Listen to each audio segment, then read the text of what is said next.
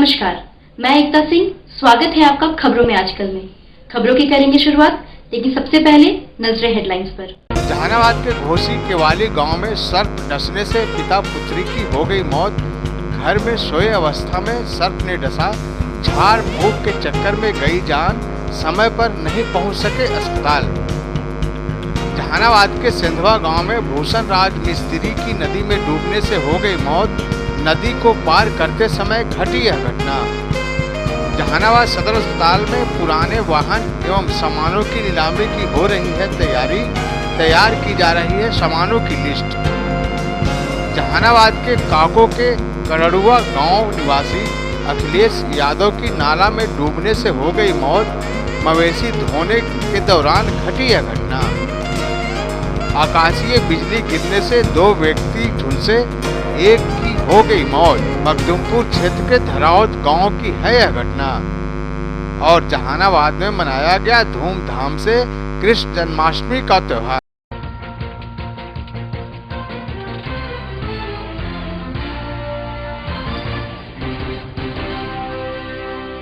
चलते हैं खबरों की ओर। जहानाबाद में सर्पदंश से पिता और पुत्री की मौत हो गई। घटना से पूरे गांव में मातम एवं सन्नाटा पसर गया। घटना घोसी थाना क्षेत्र के केवाली गांव की है। घटना के संबंध में मृतक के परिजनों ने बताया कि मृतक किशोर दास एवं उनकी 12 वर्षीय पुत्री रानी कुमारी बीती रात दोनों एक ही कमरे में सोए थे, तभी जहरीले सांप ने दोनों को डस लिया।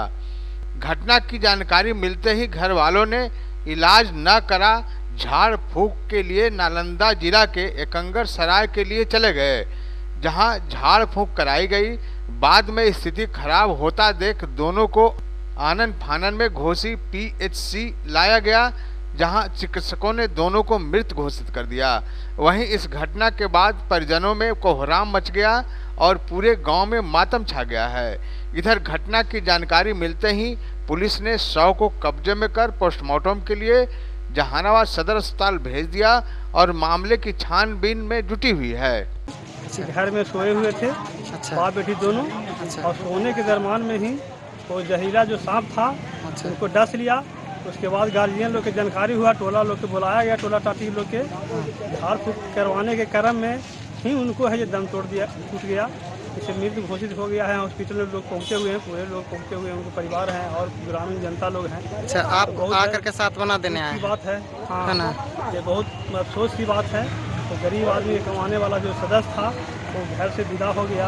हम निवेदन करते हैं, सरकार से आग्रह करते हैं कि इनको जो लाभ है, इनको सरकार के द्वारा जो लाभ दिया जाता है आपदा विभाग से थी, उनको जल्द से जल्द मिले। और हम लोग इनको आभार प्रकट करते हैं जो हमारा सरकार चाहते हैं कि इस लोग के लाभ मिले और जितना जल्दी लाभ मिले कि गरीब आदमी कोई खाने पीने का कोई साधन नहीं है, बहुत भूखमरी की स्थिति में है।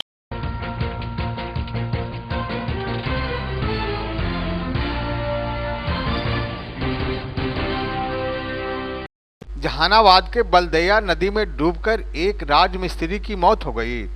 घटना परसबिघा थाना क्षेत्र के सिंधवा गांव के समीप का है। घटना के संबंध में परिजन ने बताया कि मृतक भूषण राजमिस्त्री का काम करते थे और वे सोमवार की सुबह काम करने के लिए पास के गांव में गए थे। सुबह में बलदैया नदी का जल स्तर कमा हुआ था, परंतु बीते शाम हुई बारिश से नदी का जलस्तर में वृद्धि हो गया। शाम में घर लौटते समय नदी पार करने के दौरान मृतक का पैर फिसल गया और वे नदी में समा गए। देर शाम तक घर नहीं लौटने पर घर के लोगों को चिंता हुई, तो वे लोग रात से ही काफी खोजबीन में लगे हुए थे, पर उनका कहीं अता पता नहीं चला। सुबह में शव नदी में तैरता दिखा तो इसकी सूचना परसबिघा थाने को दी गई। घटना की सूचना पर पुलिस ने शव को कब्जे में कर पोस्टमार्टम के लिए सदर अस्पताल भेज दिया। काम करने के लिए सवेरे सवेरे जी नदी कम था, हम उसमें ऐसे पार हो से जब लौटे 7:30 बजे तो नदी में पानी बढ़ गया बारिश होने का। वो जाना नहीं और तैरते तो कुछ कम उससे थे जो है कि पार हो जाऊँगा। तो पार होने लगे नदी के किनारे पे गए, गोड़ रखे, गोड़ पिछुल जाने के चलते भी वो नदी में गिर गया। गिर गया तो इसी में उनको जो मौत हो गया है।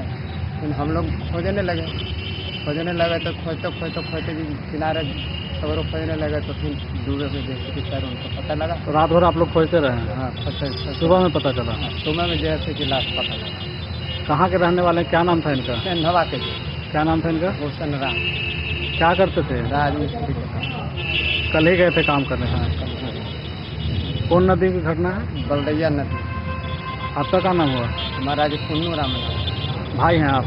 तारा मंजिल भाई बनो उनसे बड़े।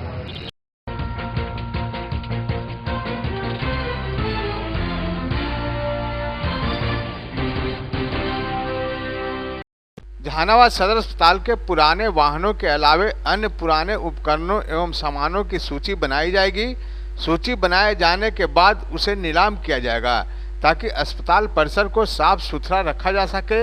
इसी को लेकर civil surgeon doctor Ashok Kumar ने सदर अस्पताल का निरीक्षण करते हुए साफ सफाई कार्य में लगे आउटसोर्सिंग एजेंसी को विशेष निर्देश दिया कि अस्पताल में साफ सफाई का विशेष ध्यान रखा जाए, अस्पताल परिसर को स्वच्छ एवं साफ सुथरा रखा जाए ताकि यहां इलाज कराने आने वाले मरीजों को एक बेहतर माहौल मिल सके और वे स्वस्थ होकर शीघ्र ही अपने घर जा सकें।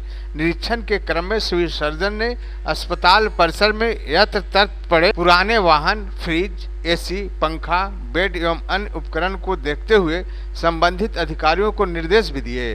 वे इसकी सूची बनाकर शीघ्र ही नीलाम कराए ताकि कूड़े कचरे को अस्पताल से साफ किया जा सके। मैं ये सब जो गंदगी देखा हूँ तो मैंने बुला करके निर्देश दिया है कि सब गंदगी को साफ करें। अभी जो बरसात का समय है इससे जैसे कि इन्फेक्शन होने का चांस रहता है और चूँकि अस्पताल में विभिन्न जगह से लोग आते हैं तो अज्ञानता के कारण भी लोग जहाँ भी चापाकल है उस जगह जैसे ब्रश किए, जिभिया किए वही छोड़ दिए, कुछ साफ किए वही कपड़ा गंदा छोड़ दिए।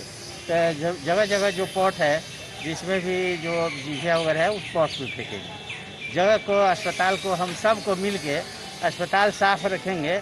बाहर से विभिन्न तरह के रोगी लेके आते हैं तो यहाँ से हंसते खेलते लौट के जाए लोग। ये नहीं जब अस्पताल में आए तो और दूसरा बीमारी घुस जाए। एक बीमारी को ठीक करने आया दूसरा बीमारी घुस जाए आपके शरीर में हो जाए। ये कोशिश होना चाहिए कि जितने साफ रखेंगे अस्पताल को उतने सभी के हक में अच्छा रहेगा, जनहित में अच्छा रहेगा। इसलिए सभी से निवेदन है कि अस्पताल को स्वच्छ बना के रखिए, साफ सुथरा बना के रखिए। आप भी इन्फेक्शन से बचेंगे, दूसरे को भी इन्फेक्शन से बचाएंगे।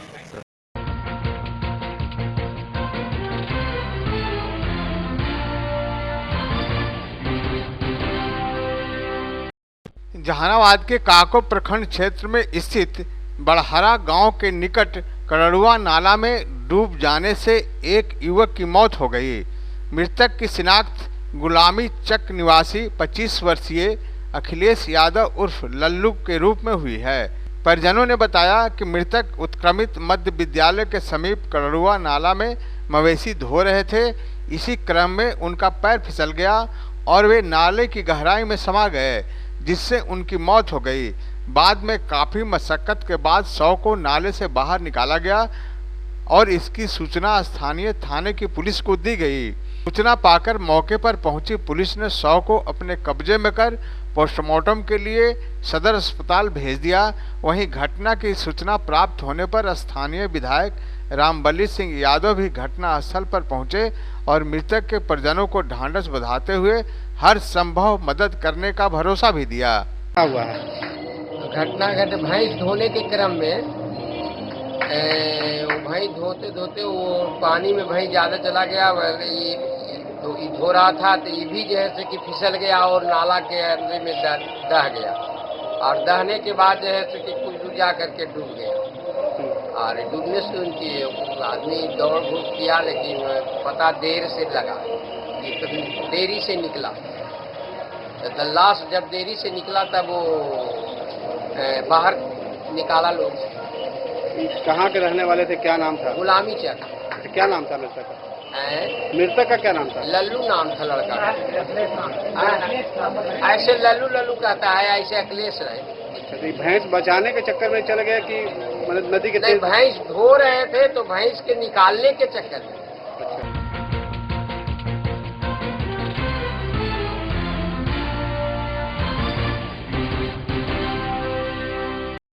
जहानाबाद में आकाशीय बिजली गिरने से एक व्यक्ति की दर्दनाक मौत हो गई, जबकि 2 लोग झुलस गए। घटना मखदुमपुर क्षेत्र के धराउत गांव की है।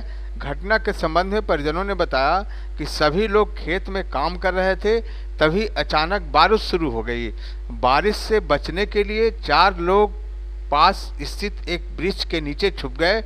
तभी जोर से वृक्ष पर आकाशीय बिजली गिर गई, जिससे बालम मांझी की घटना स्थल पर ही मौत हो गई, जबकि ननक यादव एवं मित्तल मांझी झुलस गए। घटना की सूचना पर पुलिस ने शव को कब्जे में कर पोस्टमार्टम के लिए सदर अस्पताल भेज दिया और घायलों का इलाज मखदुमपुर रेफरल अस्पताल में कराया जा रहा है। घटना तो यही था सर कि निकौनी करा था, पानी पड़ा था, बर के पेड़ के पास गिर गया और वैसे पड़ी गिर गए थे। क्या हुआ? बर के पेड़ के पास गए थे और वजह पर ठरका गिरा, बार पर गिर गए। यहाँ पर 4 आदमी थे वजह पर। हाँ। तो इस पर ज्यादा क्षति है, उसमें पर कम है। अच्छा, तो फिर क्या हुआ? मजदूरी आदमी है। तो इनकी मृत्यु हो गई बाद में? हाँ। बाकी आदमी भर्ती है। कितना आदमी? 3 आदमी भर्ती है। अच्छा, 3 लोगों पर गिरा था। कहाँ है घटना है? धराउत। क्या नाम हुआ आपका? बबलू कुमार। मृतक का राजवाला मांझी।